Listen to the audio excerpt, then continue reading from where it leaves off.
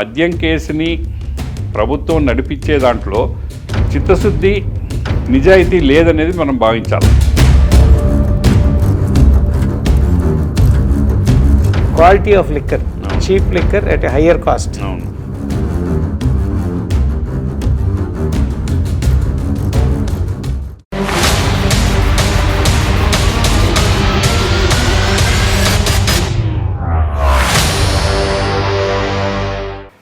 ఇప్పుడు ఎక్కడ చూసిన న్యూస్ మోస్ట్లీ లిక్కర్ కేస్,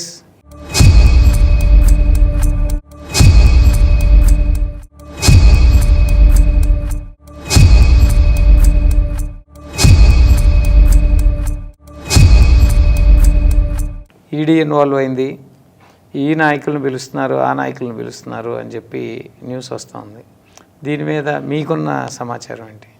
ఈ మద్యం కేసు అనేది ఈ రాష్ట్రంలోనే కాదు, ఈ దేశంలోనే అతిపెద్ద కుంభకోణం. అది 100 కోట్ల రూపాయల కుంభకోణం అయిన ఢిల్లీలో ఒక ముఖ్యమంత్రిని, ఒక ఉప ముఖ్యమంత్రిని అరెస్ట్ చేశారు. ముఖ్యమంత్రి రాజీనామా చేయాల్సి వచ్చింది. ఎంతోమంది పారిశ్రామికవేత్తల్ని నెలల తరబడి జైల్లో పెట్టారు. కానీ అదే మద్యం కేసు ఇక్కడికి వచ్చేటప్పటికి ఇక్కడే స్థాయిలో ఉంటుందంటారు మద్యం. ఇక్కడ మద్యం కేసులో భిన్న కోణాలు ఉన్నాయి. ఒకటి, ముడుపులు తీసుకున్నారు. కేవలం ఇప్పుడు కేసు విచారణ ముడుపుల మీద మాత్రమే జరుగుతుంది. కానీ ముడుపుల కంటే ముఖ్యంగా దాదాపు 1,00,000 కోట్ల రూపాయలు నగదు చలామణి జరిగింది. దాని మీద ఇప్పుడు విచారణ చేయడంలా కల్తీ మద్యం విస్తృతంగా జరిగిందని వచ్చింది. దాని మీద ఏమీ విచారణ లేదు. ఈ మద్యం తాగి ఎంతోమంది చనిపోయారు, ఎంతోమందికి అనారోగ్యం పాలయ్యారు, నిస్సత్తు వాళ్ళని ఆవహించింది, వాళ్ళ జీవితాలు నాశనమైనవి వచ్చినాయి. దాని మీద ఏమీ జరగల. దౌర్జన్యంగా డిస్టిలరీలని స్వాధీనం చేసుకున్నారు అని ఒక ఆరోపణ ఉంది. దాని మీద కూడా ఏం జరగడంలా. కేవలం 3,000 కోట్ల రూపాయల ముడుపుల మీద మాత్రమే జరుగుతుంది.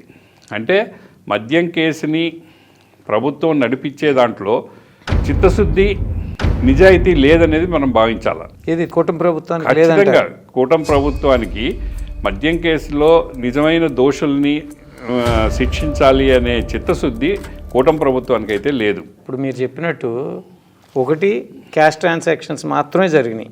ఇది ప్రతి షాప్లోనూ. అవును. యూపీఐ ఉన్నా కానీ, క్రెడిట్ కార్డు ఉన్నా కానీ ఏ విధమైంది లేదు. అయితే సెంట్రల్ గవర్నమెంట్ ఏమో క్యాష్లెస్ ట్రాన్సాక్షన్స్ అంటుంది. ఈ గవర్నమెంట్ మాత్రం ఓన్లీ క్యాష్ ట్రాన్సాక్షన్స్ లిక్కర్ షాప్లో మాత్రం చేసింది. Quality of liquor, cheap liquor at a higher cost. ఇది ఒకటి. 2, డిస్టిలరీ.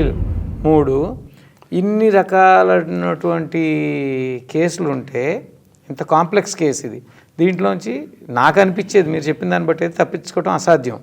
అటువంటి దాంట్లో ప్రత్యర్థిని, రాజకీయ ప్రత్యర్థిని బంధించకుండా వదిలేయటం ఏంటి?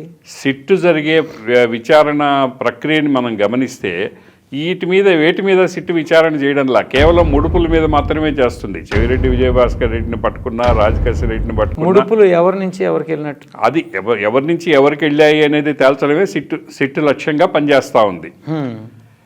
ఇప్పటి వరకు వాళ్ళు రాజకేశ్వర రెడ్డి, చెవిరెడ్డి భాస్కర్ రెడ్డి ఆయన తుడా వాహనాల్లో ఈ ముడుపుల సొమ్ముని తరలించాడని, ఎలక్షన్లలో ఖర్చు పెట్టారని రకరకాల ఆరోపణలతోటి అక్కడి వరకు మాత్రమే విచారణ నడుస్తుంది.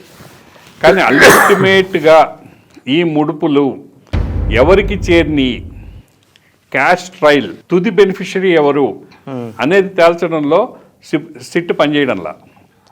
ఆ స్థాయిలో అంటే ఏ గడప దగ్గరికి వెళ్ళి ఆగిపోయిందా? లెక్క ప్రకారం ఈ సిట్టు విచారణ జగన్ ఇంటి దాకా వెళ్ళింది.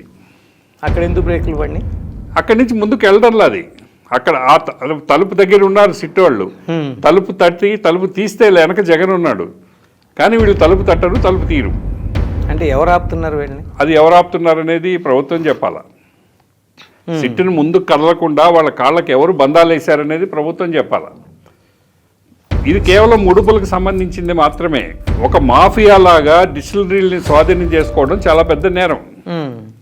దాని మీద విచారణ అనేది జరగడంలా. 1,00,000 కోట్ల నగదు లావాదేవీ ఎందుకు చేశారు, ఎట్ట చేశారు, దీంట్లో ఎన్ని వేల కోట్ల రూపాయల జిఎస్టీని మీరు ఎగ్గొట్టారు. నగదు ఎప్పుడైతే నగదుతో చేస్తామో, నగదుతో చేసినప్పుడు జిఎస్టీ లెక్క ఎట్టొస్తుంది? రాదు కదా. అంతా ఎలక్ట్రానిక్ అయితేనే వస్తుంది.